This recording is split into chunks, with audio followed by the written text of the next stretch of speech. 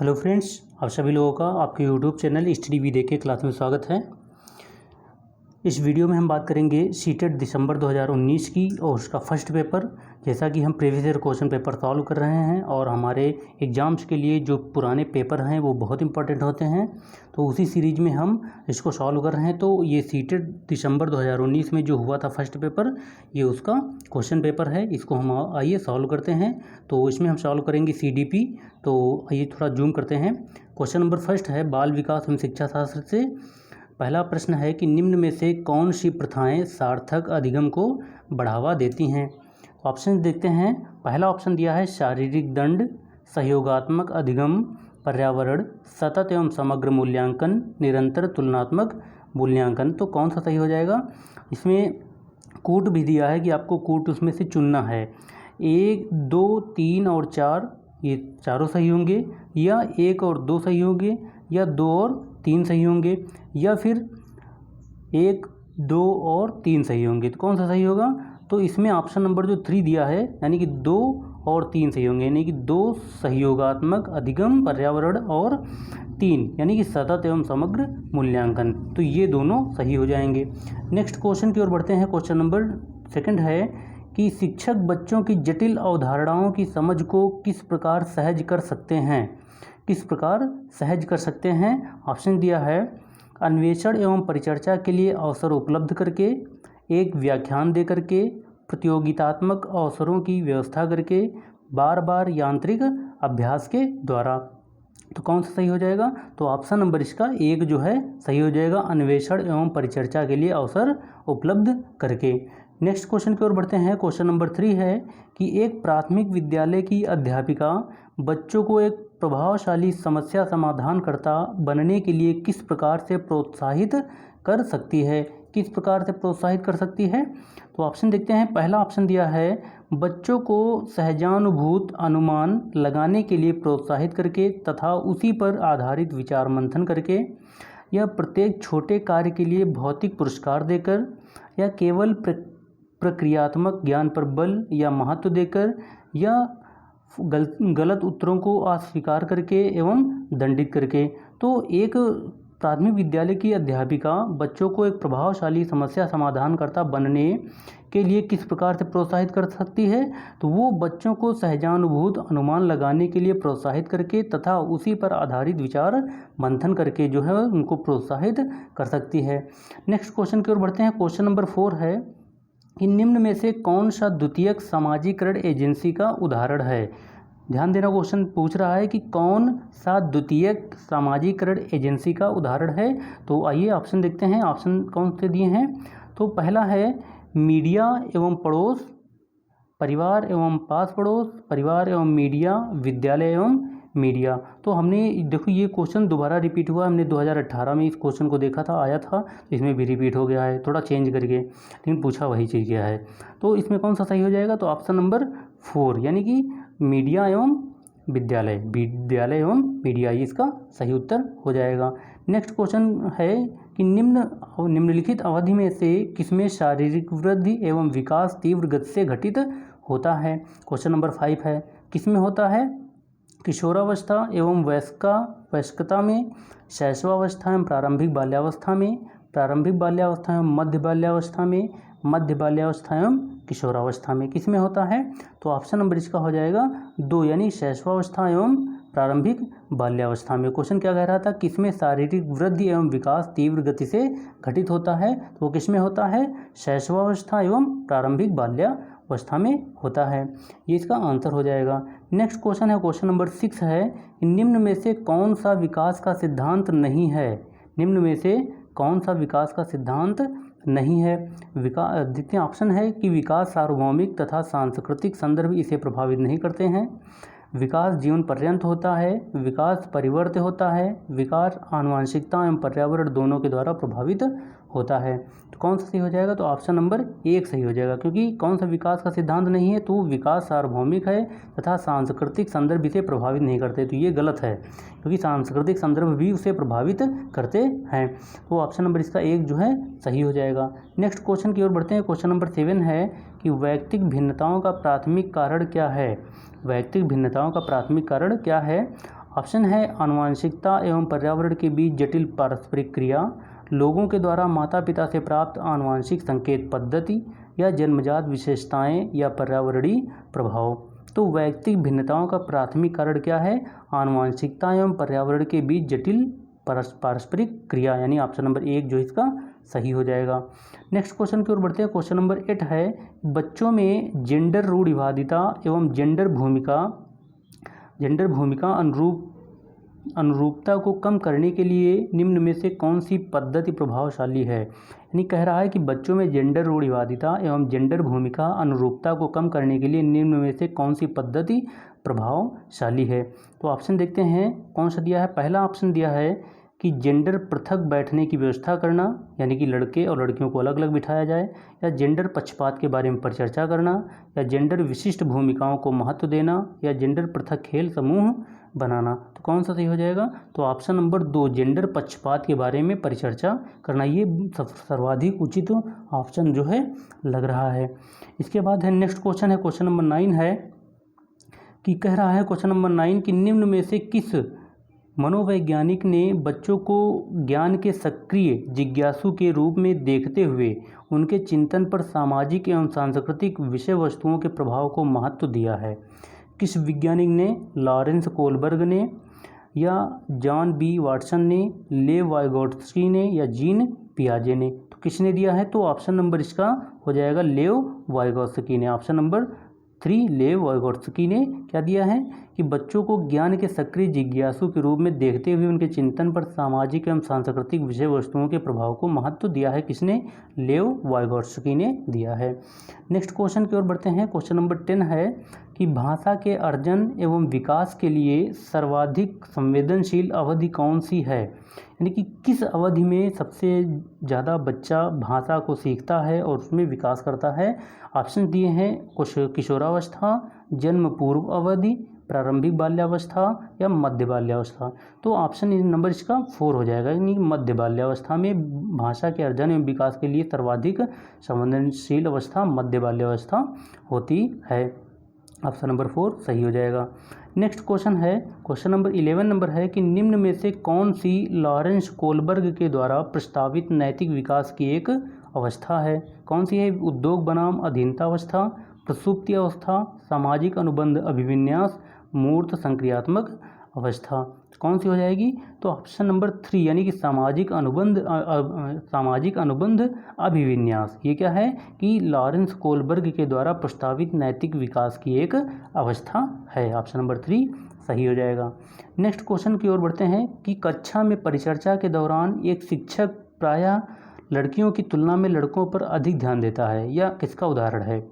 Gender समरूपता का, gender पक्षपात का, जेंडर पहचान का, या जेंडर संबद्धता का? तो अगर कक्षा में परिचर्चा के दौरान एक शिक्षक प्रायः लड़कियों की तुलना में लड़कों पर अधिक ध्यान देता है, तो यह किसका उदाहरण है? तो ये जेंडर समरूपता का, यानी कि शिक्षक क्या है, लड़के और लड़कियों में कोई भेद नहीं करता है, वो दोनों को समान रूप से ध्यान देता है। इसका उत्तर हो जाएगा। अगला प्रश्न है कि बच्चों के संज्ञानात्मक विकास के संदर्भ में निम्न में से कौन सी पियाजे की संरचना है? क्वेश्चन सही से ध्यान देना। क्वेश्चन कह रहा है कि बच्चों के संज्ञानात्मक विकास के संदर्भ में निम्न में से कौन सी पियाजे की संरचना है? ऑप्शन दिए हैं प्रबलन, स्कीमा, अवलोकन, अधिगम, या अनुबंधन। तो कौन सा है? तो वो स्कीमा है। जीन पियाजे के कौन सी हो जाएगी पियाजे की संरचना? तो स्कीमा, ये इसका उत्तर हो जाएगा।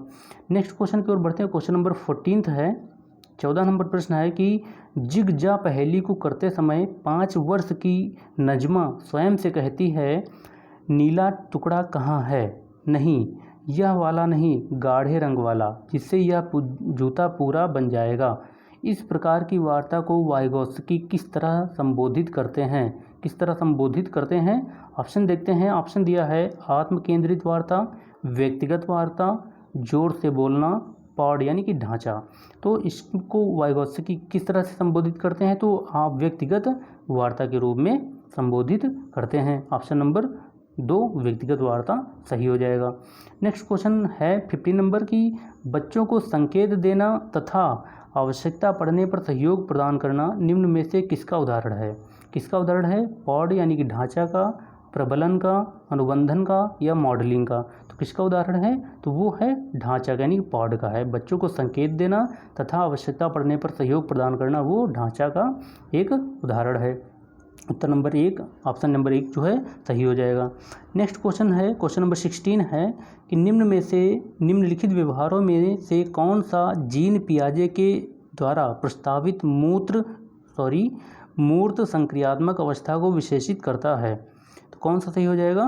तो प्रतीकात्मक खेल, विचारों की अनुक्रमणिकता, परिकल्पित निगमनात्मक तर्क, साध्यात्मक विचार, संरक्षण, कक्षा समावेशन, आस्थगित अनुकरण, पदार्थ स्थायित्व। तो कौन सा सही हो जाएगा? तो 16 का ऑप्शन नंबर 3 यानी कि संरक्षण, कक्षा समावेशन, ये इसका उत्तर हो जाएगा। नेक्स्ट क्वेश्चन की ओर बढ़ते हैं। क्वेश्चन नंबर 17 है कि आकलन का प्राथमिक उद्देश्य क्या होना चाहिए? आकलन का प्राथमिक उद्देश्य क्या होना चाहिए? ऑप्शन दिए हैं, रिपोर्ट कार्ड में उत्तीर्ण या अनुत्तीर्ण अंकित करना, विद्यार्थियों के लिए श्रेणी निश्चित करना, संबंधित अवधारणाओं के बारे में बच्चों की स्पष्टता तथा भ्रांतियों को समझना। तो कौन सा सही हो जाएगा? तो ऑप्शन नंबर 3 यानी कि आकलन का प्राथमिक उद्देश्य संबंधित अवधारणाओं के बारे में बच्चों की स्पष्टता तथा भ्रांतियों को समझना, ये इसका उत्तर हो जाएगा। नेक्स्ट क्वेश्चन की ओर बढ़ते हैं। क्वेश्चन नंबर 18 है कि निम्न में से कौन सा बुद्धि के बारे में सही है? निम्न में से कौन सा बुद्धि के बारे में सही है? ऑप्शन 1 है कि बुद्धि बहुआयामी है तथा जटिल योग्यताओं का एक समूह है, या बुद्धि एक निश्चित योग्यता है जो जन्म के समय ही निर्धारित होती है, या बुद्धि को मानकीकृत परीक्षणों के प्रयोग से सटीक रूप से मापा एवं निर्धारित किया जा सकता है, या बुद्धि एक एकात्मक कारक तथा एक एकाकी विशेषक है। तो कौन सा सही हो जाएगा? तो ऑप्शन नंबर 1 यानी कि बुद्धि क्या है? एक बहुआयामी है तथा जटिल योग्यताओं का एक समूह है। ऑप्शन नंबर 1 जो इसका उत्तर हो जाएगा। नेक्स्ट क्वेश्चन की ओर बढ़ते हैं। क्वेश्चन नंबर 19 है। 19 नंबर प्रश्न देखते हैं। क्वेश्चन क्या कह रहा है कि रूही हमेशा समस्या के एकाधिक समाधानों के बारे में ज़्यादा सोचती है। इनमें से काफ़ी समाधान मौलिक होते हैं। रूही किन गुणों का प्रदर्शन कर रही है? ऑप्शन देखते हैं। ऑप्शन है कि आत्म केंद्रित विचारक, सृजनात्मक विचारक, अभिसारिक विचारक, या अनम्य विचारक। तो कौन सा होगा? तो सृजनात्मक विचारक। रूही क्या कर रही है? तो रूही हमेशा समस्या के एकाधिक समाधानों के बारे में सोचती है और इनमें से काफ़ी समाधान मौलिक होते हैं। तो रूही सृजनात्मक विचारक यानी कि सृजनात्मक विचारों के गुणों का प्रदर्शन कर रही है। ऑप्शन नंबर 2 है सही हो जाएगा। नेक्स्ट क्वेश्चन की ओर बढ़ते हैं। 20 नंबर प्रश्न कह रहा है कि शिक्षा का अधिकार अधिनियम 2009 में उल्लेख की गई समावेशी शिक्षा की अवधारणा निम्न में से किस पर आधारित है? ऑप्शन देखते हैं। पहला है कि मुख्यतः व्यावसायिक शिक्षा उपलब्ध अशक्त बच्चों को मुख्यधारा में शामिल करना, या व्यवहारवादी सिद्धांत, या अशक्त बच्चों के प्रति एक सहानुभूतिक अभिवृत्ति, या अधिकार आधारित मानवतावादी परिप्रेक्ष्य। तो कौन सा सही हो जाएगा? तो शिक्षा का अधिकार अधिनियम 2009 के द्वारा ऑप्शन नंबर जो सार्वभौमिक शिक्षा की बात की गई उसमें अधिकार आधारित मानवतावादी परिप्रेक्ष्य की बात की गई है। ऑप्शन नंबर 4 इसका सही उत्तर हो जाएगा। अगला प्रश्न की ओर बढ़ते हैं कि शिक्षण अधिगम प्रक्रिया में वंचित समूह से संबंधित विद्यार्थियों के द्वारा सहभागिता कम होने की स्थिति में एक शिक्षक को क्या करना चाहिए? क्या करना चाहिए? ऑप्शन दिए हैं। अपनी शिक्षण पद्धति पर विचार करना चाहिए तथा बच्चों की सहभागिता में सुधार करने के लिए नए तरीके ढूंढने चाहिए, या फिर बच्चों को विद्यालय छोड़ने के लिए कहना चाहिए, या इस स्थिति को जैसी है स्वीकार कर लेना चाहिए, या इन विद्यार्थियों से अपनी अपेक्षाओं को कम करना चाहिए। तो कौन सा सही हो जाएगा? तो ऑप्शन नंबर जो इसका 21 का ऑप्शन नंबर 1 यानी कि अपनी शिक्षण पद्धति पर विचार करना चाहिए तथा बच्चों की सहभागिता में सुधार करने के लिए नए तरीके ढूंढने चाहिए। ऑप्शन नंबर 1 जो है सही हो जाएगा। नेक्स्ट क्वेश्चन की ओर बढ़ते हैं। क्वेश्चन नंबर 24 है कि 22 है क्वेश्चन नंबर कि एक समावेशी कक्षा में एक शिक्षक को विशिष्ट शैक्षिक योजनाओं को ऑप्शन देखते हैं तैयार करने के लिए हतोत्साहित होना चाहिए, तैयार नहीं करना चाहिए, कभी कभी तैयार करना चाहिए, सक्रिय रूप से तैयार करना चाहिए। तो कौन सा सही हो जाएगा? तो एक समावेशी कक्षा में एक शिक्षक को विशिष्ट शैक्षिक योजनाओं को विशिष्ट शैक्षिक योजनाओं को तैयार करते यानी कि सक्रिय रूप से तैयार करना चाहिए। ऑप्शन नंबर 4 यानी विशिष्ट शैक्षिक योजनाओं को सक्रिय रूप से तैयार करना चाहिए। ऑप्शन नंबर 4 उत्तर हो जाएगा। नेक्स्ट प्रश्न है 23 नंबर है कि पठन वैफल्य बच्चों के प्राथमिक लक्षण क्या हैं। ऑप्शन 1 है कि एक ही गति विषयक कार्य को बार बार दोहराना, न्यून अवधान विकार। नेक्स्ट ऑप्शन देखते हैं, ऑप्शन 3 है कि अपसारी चिंतन, पढ़ने में धारा प्रवाहिता और धारा प्रवाह पढ़ने की अक्षमता। तो कौन सा सही हो जाएगा? तो ऑप्शन नंबर 4 यानी कि धारा प्रवाह पढ़ने की अक्षमता, पठन कैवल्य की बात करते हैं। अगला प्रश्न है कि संवेग एवं संज्ञान एक दूसरे से हैं कैसे, संबंधित है नहीं, या पूर्णतः अलग, स्वतंत्र या सन्निहित। तो संवेग एवं संज्ञान एक दूसरे से क्या है, पूर्णतः एक दूसरे में सन्निहित हैं। ऑप्शन नंबर 4 सन्निहित हो जाएगा। ऑप्शन नंबर 4 जो है इसका सही उत्तर हो जाएगा। नेक्स्ट प्रश्न की ओर बढ़ते हैं। क्वेश्चन नंबर 24 था, तो इसका हो जाएगा, ठीक है 24 हो जाएगा। 25 नंबर इसके बाद क्वेश्चन नंबर 25 है। क्वेश्चन नंबर 25 कह रहा है कि संरचनावादी ढांचे में अधिगम प्राथमिक रूप से अवबोधन की प्रक्रिया पर केंद्रित है, यंत्रवत याद करने पर आधारित है, प्रबलन पर केंद्रित है, अनुबंधन द्वारा अर्जित है। तो संरचनावादी ढांचे में अधिगम प्राथमिक रूप से क्या है, तो वो अवबोधन की प्रक्रिया पर केंद्रित है। ऑप्शन नंबर 1 जो है इसका उत्तर हो जाएगा।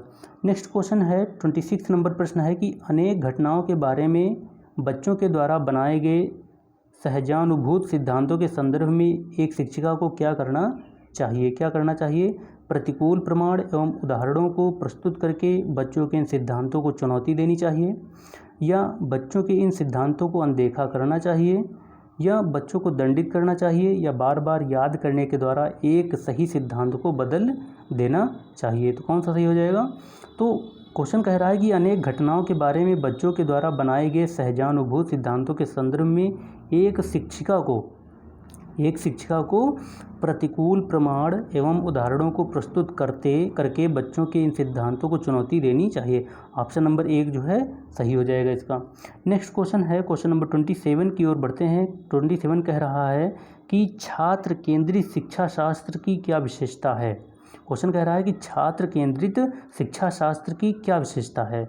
योग्यता के आधार पर विद्यार्थियों को नामांकित करना तथा वर्गीकृत करना, या केवल पाठ्यपुस्तकों पर निर्भर होना, बच्चों के अनुभवों को प्रमुखता देना, या यंत्रवत याद करना। तो कौन सा सही हो जाएगा? तो बच्चों के अनुभवों को प्रमुखता देना, यानी कि छात्र केंद्रित शिक्षा शास्त्र की विशेषता क्या है कि बच्चों के अनुभवों को प्रमुखता देना। ये छात्र केंद्रित शिक्षा शास्त्र की एक विशेषता है, इंपॉर्टेंट विशेषता है।